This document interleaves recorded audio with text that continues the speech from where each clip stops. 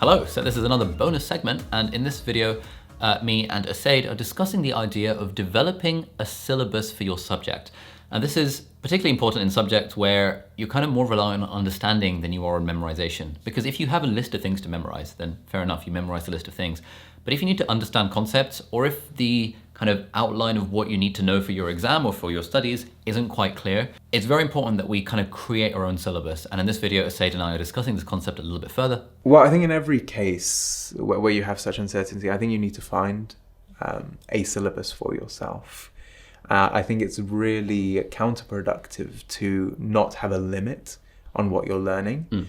And there's always a tendency to try and expand the resources that you're using, because other people use different resources and they will know things that you don't know. It's like you've got the Oxford Handbook, but there might be some rogue fact in sort of the big pathology textbooks. And, do I need to know that? Absolutely. So, I mean, for me, for instance, I made the Step 1 textbook my curriculum. That definitely didn't have everything. I had to supplement it with other things, including past medicine. But that combination was incredibly comprehensive. And yes, there were things that I didn't know, even like despite learning sort of much of those. But I think you have to accept the fact that sort of you can't know everything, and it's better to know a lot well than sort of stress yourself into trying to achieve something which you can't really do. Yeah, and I think that's a really important insight, that actually it's impossible to know everything. And therefore, what's the big chunk of information that you will know, and what's the sliver of information that you don't need to worry about? Yeah. And in a way, like simplifying, like the more we simplify it, the easier it becomes. I was having a chat with a student from UCL a couple of days ago. He was in his fourth year, and he was saying that, it just seems there's so much information. I don't know what to use. I don't know if I should use Kumar and Clark, Oxford Handbook. I don't know if I should use, Alistair Scott's UCL notes that have been propagated throughout the internet. I don't know what to do. And it seemed like the advice that resonated with him when I gave it was that he was thinking of clinical medicine as he was making it harder than it had to be. Like, realistically, all you basically have to know is what's in the Oxford Handbook, and then a few extra bits maybe to get a few extra marks in past medicine. And if you confine yourself to that, you actually realize that, within cardiology, there's only 15 topics.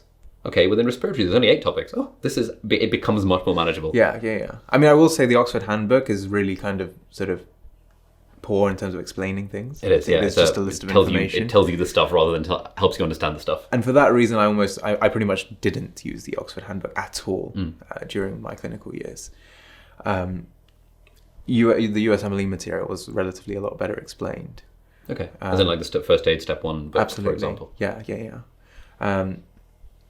I think, again, the key is to take a set of resources. It might just be one thing or a couple of things, and make it your canon and really kind of master that. And would you make notes on those things to sort of compile into a master note thingy? No, I wouldn't. Again, it's pointless because you've got the information there. You need, just as with the lecture notes in first and second year. Yeah. Why would you rehash them out? There's no point just making redundant notes. I think once in third year, when I was doing essays in theology and philosophy, each week, whenever I was doing essays, I'd have a big reading list. And usually, I mean, these topics, again, were highly abstract.